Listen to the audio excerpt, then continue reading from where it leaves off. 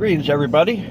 Today is going to be an update video on the Project S10. Now if you look behind me, it might look like a lifted S10. That is because the truck is on the trailer behind me. There's people tailgating me, oddly enough. As if they've never been behind a truck towing the trailer before.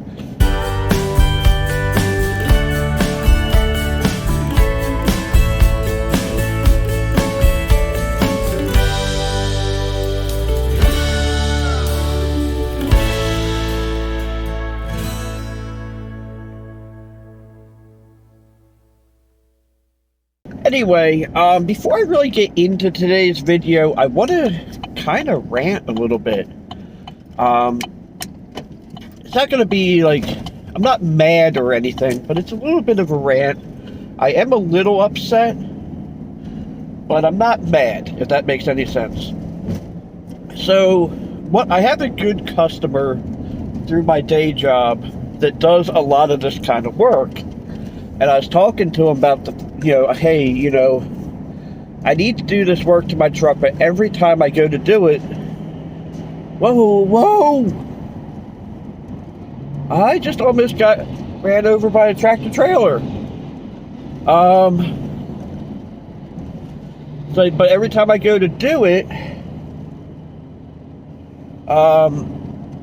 somehow, some way, I almost end up getting hurt. Last time I went to do it, I pulled something in my shoulder, and that wasn't good. And, or I hurt my back or something, And I told him what it needs done. He goes, oh, yeah, I can do that. It only take me about an hour or two to do. Okay. So, we talked, and when I look at my Facebook... when I look at my Facebook albums, I went to Michigan, which oddly enough I'm wearing the shirt I got there, in September. And I took the truck to him about 2 days before that. So I just got the truck back Thursday. I think it was Thursday. Yeah, Friday actually. Today, because today is Sunday. So I got the truck back on Friday. He called me Thursday, said the truck's done. So he had it from September to, what is this, April we're in now? And, I know he had an issue where one of his main techs moved. So he had to, so it was him working by himself for a while he was trying to find some other technicians. He had some other big jobs. I get it,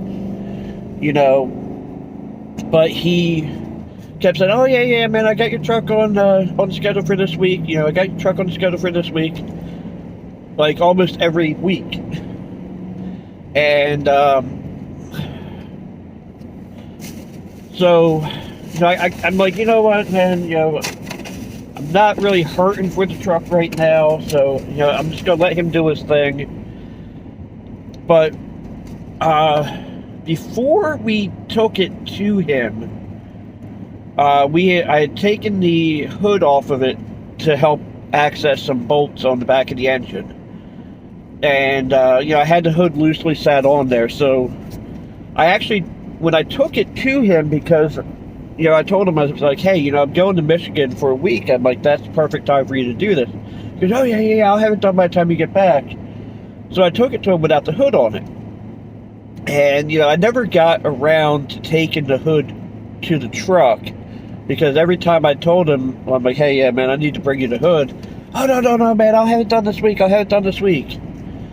I'm going to throw up some pictures. The truck sat, so... The plan was I was going to take it to this shop. I'm not going to name the shop. I love the guy. He's a fantastic dude. And he's a very good mechanic. But I feel like I can't recommend him because of this. But, so the plan was I was going to take it to him before I went to Michigan, and then when I came back, I was going to take it to another shop to do the body work. So, I had bought a whole bunch of body panels, some of which are at the camper, some of which are at home, and but a lot of things just got really bad. When I get to the storage unit with it, I'm going to take a bunch more pictures, and I'm going to overlay them while I'm talking. But a lot of things have happened, like, I'm really hoping it's not my brand new alternator, but now I have a chirping noise while the truck is running. I'm hoping it's maybe an idler pulley or a tensioner pulley that's chirping. I really hope it's not a water pump, because the truck got rained on and snowed on and all this while it was sitting at his shop. And, it sat back in the field, so now there's like green moss on the tailgate. Well, not moss, but like that greenish color stuff all on the tailgate and the bumper. It's just unfortunate that it sat for, November or September to, September, October? No, October, September, right? Yeah, September, November, December. Hold on, I got it. Okay. So September, November, December to January, January to February, February to March, March to April, and we're halfway through April. So let's just say it's at 7.5 months, or 6.5 months at his shop. And like I said, I'm not mad at him, and I'm not going to let it. So he ended up doing the valve adjustment for free for me. He's like, man, I'm so sorry. I'm like, look, man, I don't want anything for free. I'm just, I just want my damn truck back. I miss my truck. Because this S10 is a blast to drive, especially in the spring and the late summer, early fall. When you can have the windows down, music cranked, just having fun. Like this truck has been in my family since I think she got it in August of '86. The truck is an '87, but the truck was obtained in August of '86. It was a special order by a farmer, but one of the orders came out. They messed it up and came out wrong, so he didn't want it. So she got a good deal on it. The truck was not supposed to have air conditioning, but it had air conditioning. For some reason, he just would not accept it.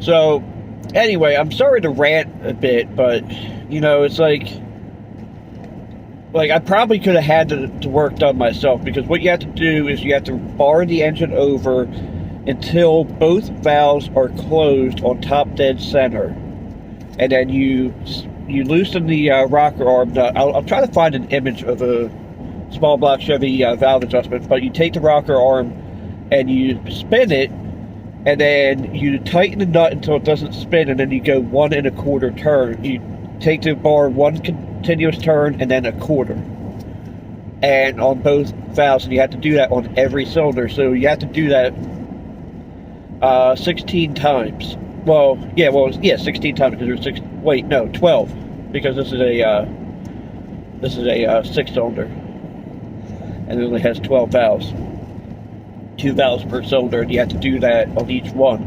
And it's a job I know how to do, but like every time I'm like laying down there, like unfortunately my back is in very bad shape, because I am in very bad shape. I don't know what I'm about to do, but I need to do something to start a weight loss journey, because this is not working for me right now. And but that's a whole other video. So I need to come up with something, and it's not going to be surgery. I don't really want to do surgery. Man, that guy's out there planting seeds. Got his hoe digging up, planting up seeds.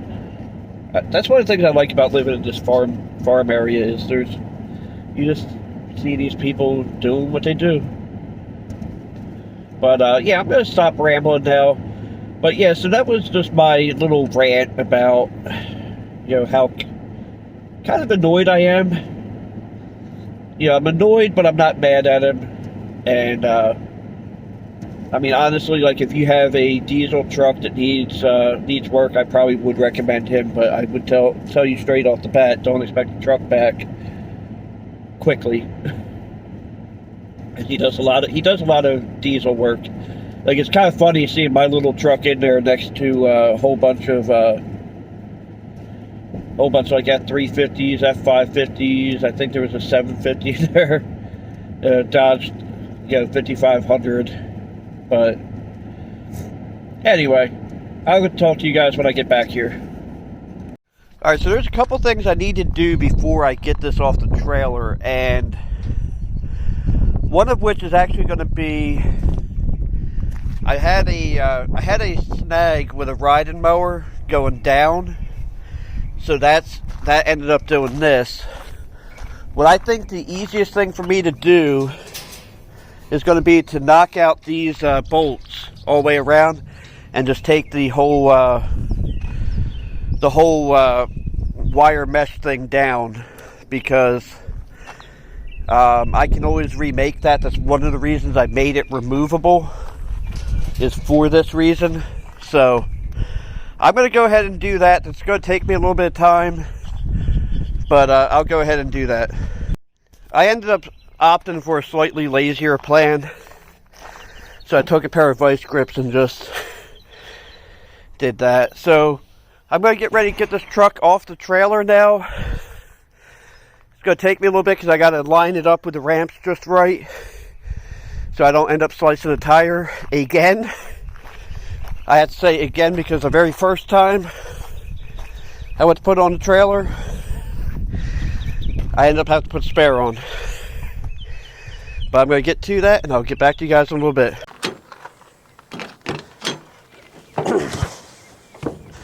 Alright, so I'm going to get in the truck now. And I also have the GoPro pointed at me, so that you'll be able to see this from two stages. And what I need to do is get that mirror to be very well lined up. I need to pull up. It sucks, like when I go to, you can actually see it probably on the main camera, it starts to, the frame is going to hit,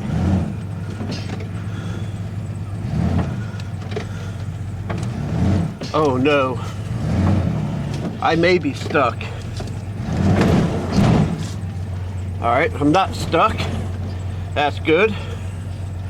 I need to make sure I didn't hurt anything. So, what I'm going to do, and you'll probably still be able to hear me, is I'm going to take this for a ride around here. Oh man, it feels so good driving my truck again. Oh man, these brakes feel great too. Transmission's still a little bit low on fluid. I put a quart in it yesterday, but it's still pretty low, I think. And now you should be able to see me again. So I'm going to back up over here. I'm going to leave it running, and then I'm going to actually, no, I'm not, because I want to pour some seafoam in the oil, which I have in my truck, in my other truck. So, yeah, I definitely need to put some transmission fluid in it. I have another quart here. I'm going to pour some seafoam in the oil and run it for a little bit while I'm checking the trans fluid and all that. So I'll show you what I'm doing when we get over there. Alright, so what I'm going to do is I'm going to pour about half of this can. Man, I had to take this off in a while. Half of this can of seafoam into the engine oil, which you may or may not be able to see me doing. I can't see squat on this screen. There it is. I'm going to pour about half of it into the oil, and then the other half I'm going to pour into the gas tank. And this time, if you can hear me breathing, I am a little out of breath from walking so fast.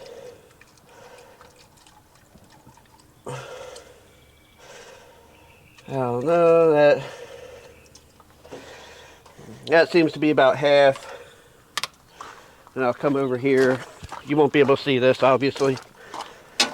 Oh man, I haven't had this gas cap off in forever, man.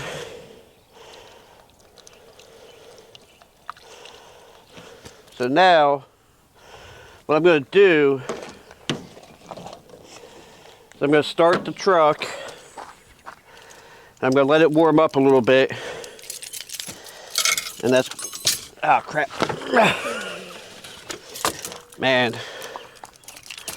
I really enjoy having this back.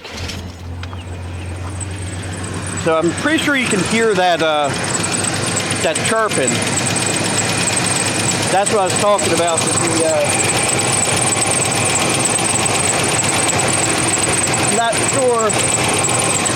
I'm not sure which one of these pulleys is chirping yet. I gotta figure that out eventually. And go ahead and take the funnel out of the fuel door. Oh crap, the GoPro's still going. Alright, so I'm gonna put that back in the truck on charge. I'm gonna come back in a few minutes when this is a little more warmed up, and I'll talk to you guys in a little bit. Alright, I want to do a little bit of tech talk right now. So the reason I wanted to put seafoam in the oil is because it will help quiet noisy lifters, which you can probably hear that little tick, tick, tick, tick, tick, tick, tick, tick, tick. That's from sitting and also from oil just sitting in there. These have hydraulic lifters. I'll see if I can find an image of it and you know, post that up. Basically, it's a hydraulic spring inside the lifter, and that's where your valve adjustment comes from. But they have to have a certain preload on them, which I had to set before I could do anything else. So like when you do it on the in the crankcase oil, it says here, seafoam helps keep your engine running clean by removing harmful oil residues and deposits that can restrict oil flow and engine lubrication. Add 1 ounce for each quart of oil. So I put about 8 ounces in there. This is a 5-quart system. That's not going to hurt anything. Mainly because I'm just going to let it run until it's warm enough to check the transmission fluid. Because you know you don't check transmission fluid when it's hot, or when it's cold. You check it when it's warm. I didn't really let it warm up enough last time I checked it. So, you know, and then what I got to do is I got to put in neutral and then check it and then add some. But anyway, the nice thing about this is it does help clean, and then when you put it in the gas or fuel, you know, just pour seafoam into your fuel tank to clean and lubricate your entire engine fuel system. It works through fuel injectors and carburetors to remove harmful residues and deposits from fuel passageways, intake valves, pistons, and chambers. You know, you add 1 ounce per gallon.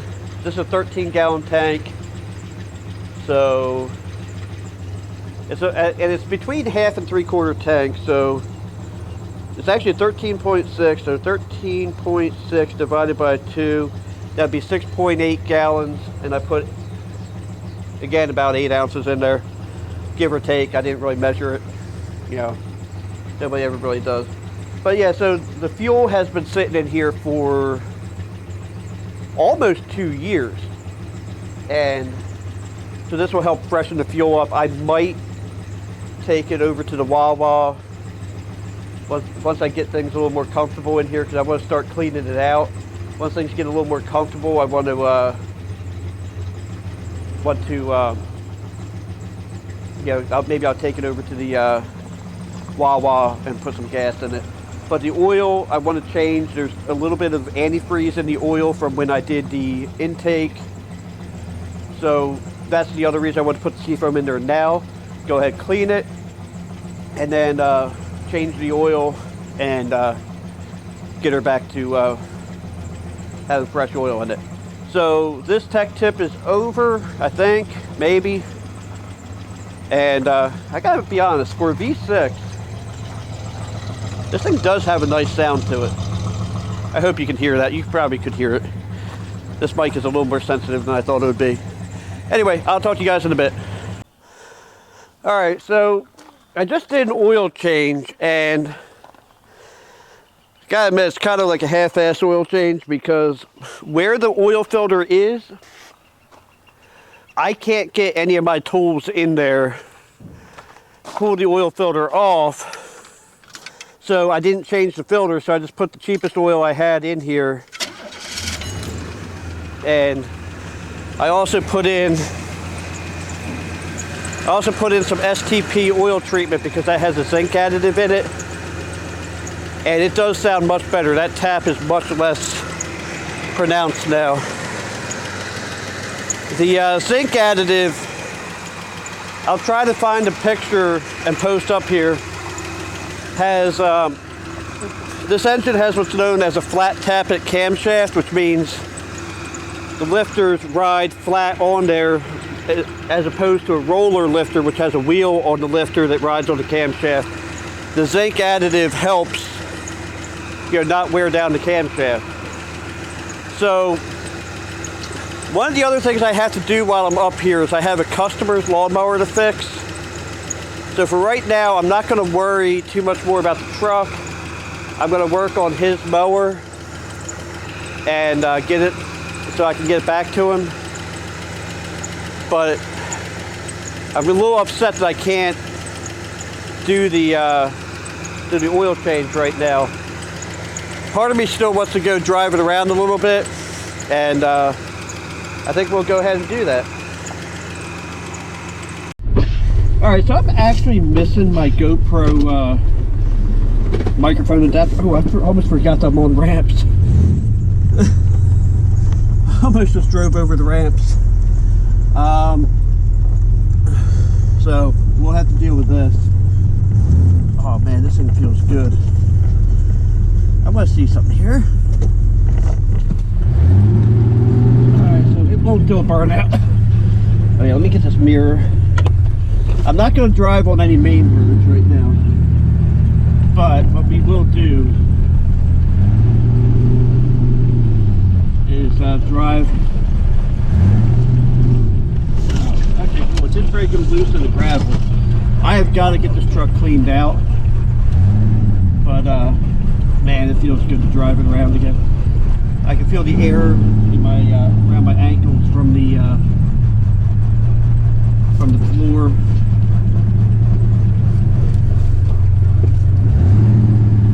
But do I have turn signals? I do not have turn signals.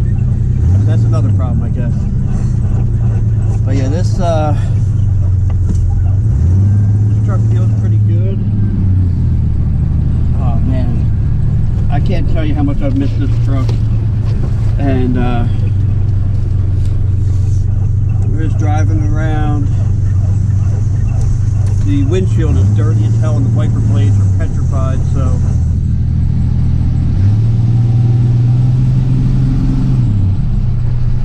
I hope you can hear some of that exhaust noise. There's a little bit of oil smoke because I spilled some oil putting it in. But I also don't want to put too much on here until I can get this oil filter changed. I gotta find out why I have no turn signals. I think I know.